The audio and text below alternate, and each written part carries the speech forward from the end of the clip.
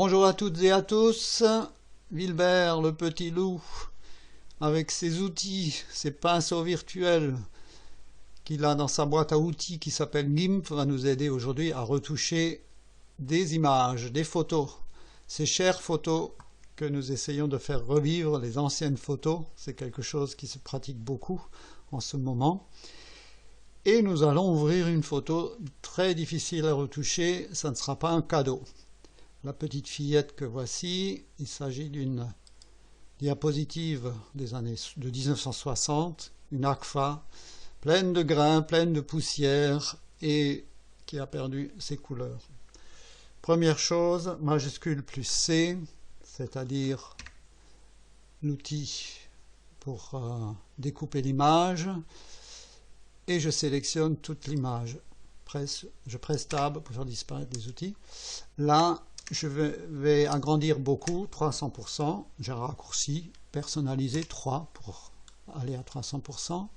Avec le clic du milieu, je me déplace et je descends le bord supérieur de mon cadre. GIMP est très pratique, on peut placer le bord de l'image en plein milieu d'écran, c'est très pratique pour travailler sur le bord des images. Beaucoup de logiciels n'ont pas ça, ou très peu, je dirais même. Là, je peux me déplacer avec majuscule plus roulette, ou alors barre d'espacement, déplacement souris, ou alors clic du milieu et je peux aller vers la droite. Là, je déplace l'autre barre, je monte, voilà, je retouche, j'affine, là aussi, clic du milieu, voilà. Si je veux recadrer selon un ratio, c'est-à-dire une proportion hauteur-largeur voulue, clic du milieu dans l'image, Tab, je peux cliquer ici sur Fixer et définir moi-même la proportion hauteur-largeur-hauteur et cocher Fixer bien sûr. Et là, je peux, voilà, vous voyez, recadrer en 16/9. Mais ce n'est pas le but aujourd'hui, donc on revient ici. Maintenant, cette image, on peut déjà l'enregistrer, puisque ce qu'on a fait, on ne veut pas le perdre. Majuscule plus E égale exporter maintenant sur GIMP, et je vais appeler cette image Monique underscore, par exemple 01. Exporter, GIMP me demande si je suis d'accord avec les valeurs par défaut sur PNG. Oui, PNG c'est un format de compression sans perte, donc je le garde, je pourrais toujours revenir dessus, même si c'est plus lourd, si l'image est plus lourde entre guillemets. Voilà, il faut maintenant corriger les niveaux, les couleurs. Alors il y a un truc de fainéant qui marche parfois, c'est couleur, auto, balance des blancs, et beaucoup se contentent de cela. Alors on va jouer le jeu, on va garder cela sous le coude. On prend la vignette ici, dans l'onglet calque, on prend la vignette, on la glisse dans la boîte à outils, et on a une nouvelle image qui s'ouvre, qu'on va garder pour la fin pour comparer. On revient à notre image initiale, je presse CTRL Z, je reviens aux valeurs précédentes, les valeurs précédentes du scanner. Je scanne toujours mes photos sans les options du scanner, sans le logiciel qui accompagne le scanner, parce qu'en général ils ne valent rien ces logiciels. Donc je préfère faire un brut de scan, c'est-à-dire scanner une image avec toutes les manettes à zéro, neutre, ça s'appelle un brut de scan, et ensuite avec un logiciel puissant comme GIMP, on arrive à doser plus finement les couleurs et les courbes. Voilà, travaillons maintenant en mode manuel. Couleur, couleur, et on va ajuster les niveaux.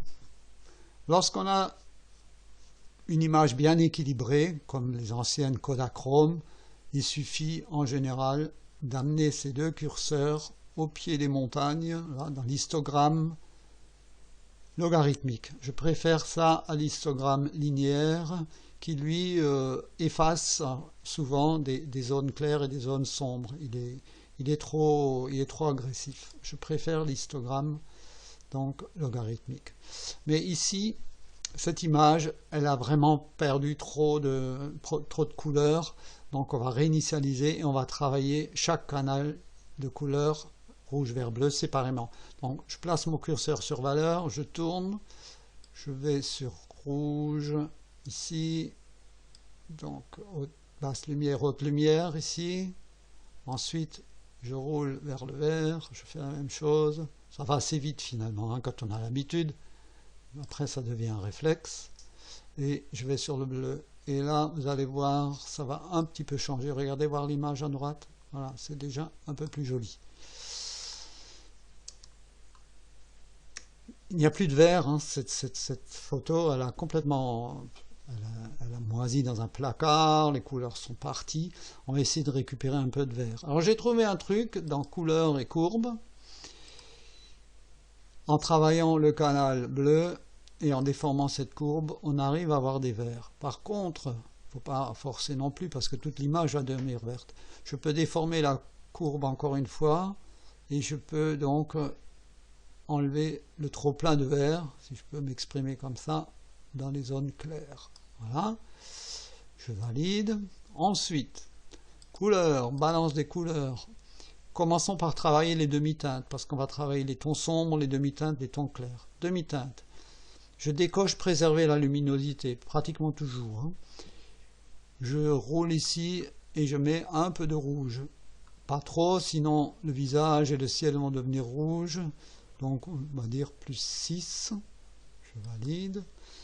Je clique gauche dans l'image, ça me rappelle le dernier outil, c'est-à-dire couleur balance des couleurs, pardon. Et là, on va travailler sur les tons clairs cette fois-ci. Je décoche préserver la luminosité et je vais tourner le curseur bleu sur 20. Sur 16 à 20, ça dépend. Ici, oui, à peu près 18, 20, comme ça. Voilà, je vais faire un CTRL plus Z et CTRL plus Y pour comparer. Regardez le ciel comme il était sale et vert. Là, il devient bleu. Voilà. Il ne faut pas forcer, mais c'est quand même plus flatteur.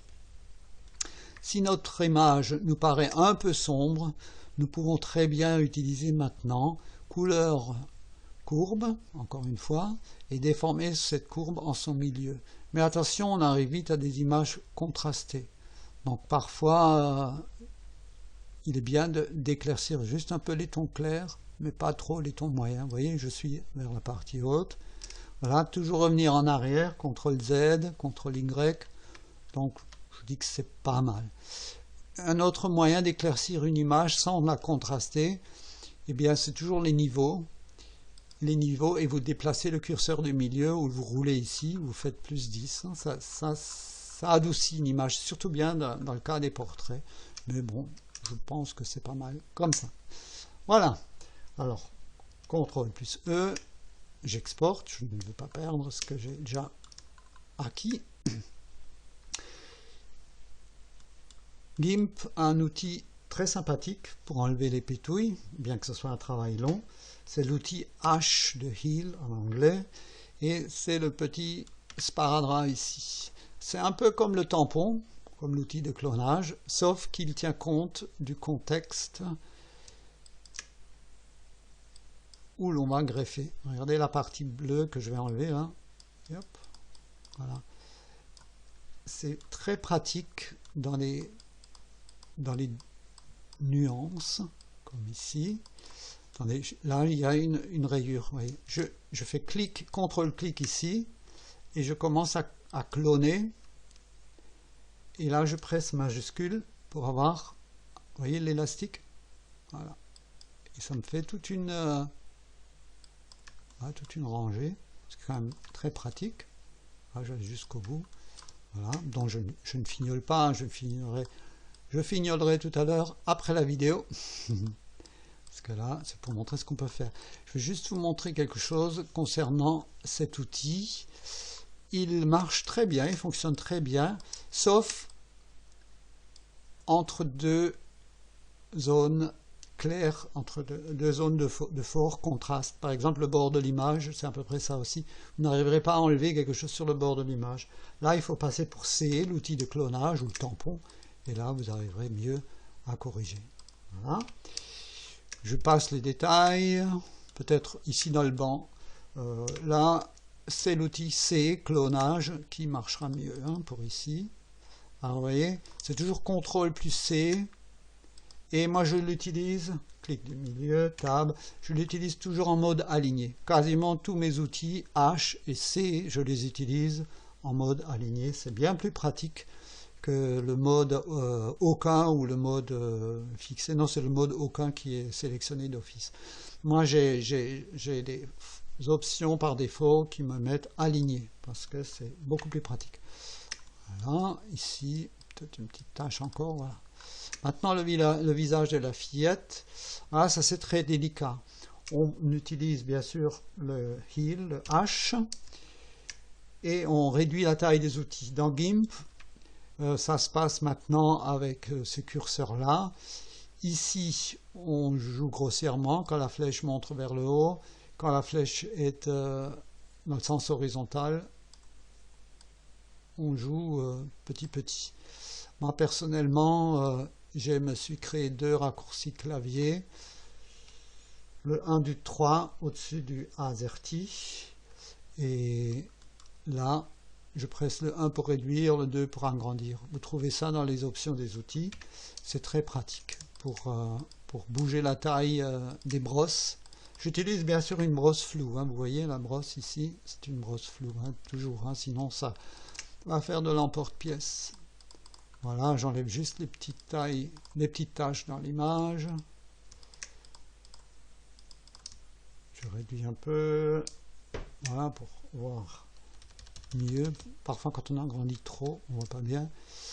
Voilà. Je réduis un peu la taille de la brosse. Voilà, là, l'outil H est très pratique pour enlever ce genre de... Mais pas trop, hein, parce que ça va se voir. Hein. Voilà. Ce que je peux faire parfois, mais c'est très délicat, c'est d'utiliser S. C'est l'outil de barbouillage, c'est ce doigt ici, S, avec une opacité de 25. Et là, une brosse assez grande. Et quand je passe sur la joue de la petite, là, vous voyez, le grain disparaît. Mais attention, il ne faut pas forcer, parce que ça se voit très vite. Et ensuite, on est obligé de faire le reste aussi, parce que ça commence à se voir et tout. Voilà, je ne vais pas exagérer davantage. Ou alors, je diminue l'opacité encore pour qu'on garde le grain. Il faut toujours avoir un peu de grain, c'est quand même une vieille photo, il faut garder un peu... cela. Si je trouve que c'est pas bon, bah, libre à moi, CTRL Z plusieurs fois, ou je vais dans l'historique d'annulation ici, et je vais juste avant le barbouillage, parce que là, à chaque clic, il m'enregistre. Et je monte, barbouillage, voilà, je vais à correcteur, vous voyez, tout ça, le barbouillage est terminé. Là, je vais laisser ça comme ça. Je vais juste diminuer la taille de l'outil barbouillage et je vais juste un petit peu effacer les quelques petits points sur le nez là. Ah, je fignole, hein, je chipote, hein, mais voilà. Ben, finalement on est là pour chipoter un peu. Je lisse un peu les lèvres, pas les yeux, hein, ça se voit très vite quand on lisse les yeux, les sourcils, les joues, oui on peut. Voilà, pour que ça reste photoréalistique. Voilà, je vais éclaircir un petit peu les dents. Ici, éclaircir, c'est cet outil d'éclaircissement, d'assombrissement. Et là aussi, l'opacité, on va choisir 20. Et je vais faire quelques clics successifs, pas trop. Hein. Voilà. Voilà, ça me plaît. Majuscule plus E. Ici, H encore, Heal, le sparadrap pour enlever les petites saletés. Voilà, et tout ça, on le fera tout à l'heure. C'est juste pour vous montrer comment on procède.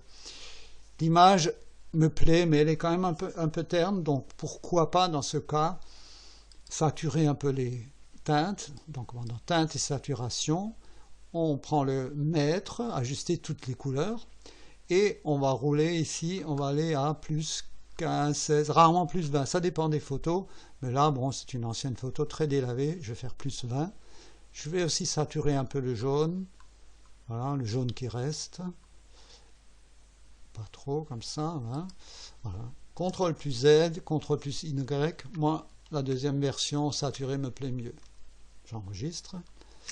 Et voilà, et maintenant, on va comparer cela à notre première image que nous avons obtenue avec le mode pour fainéant, le mode couleur auto balance des blancs, et on va comparer les deux.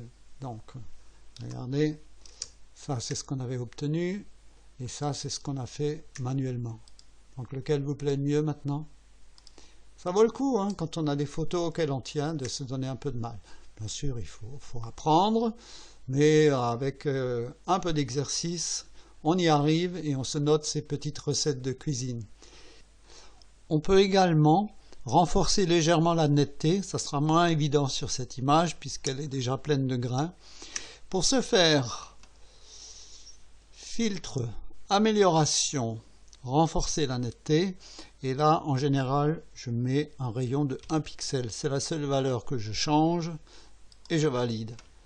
Alors regardons l'image avant, CTRL Z, et après sur la vidéo ça sera peut-être pas trop visible, j'agrandis un peu, CTRL Z, avant, après. Donc sur cette image ça passe encore, donc on va dire qu'on renforce légèrement la netteté, mais là non plus il ne faut pas forcer. C'est ainsi qu'on arrive donc à restaurer nos chers biens les plus précieux, parce que ce sont nos relations qui sont nos biens les plus précieux, bien sûr.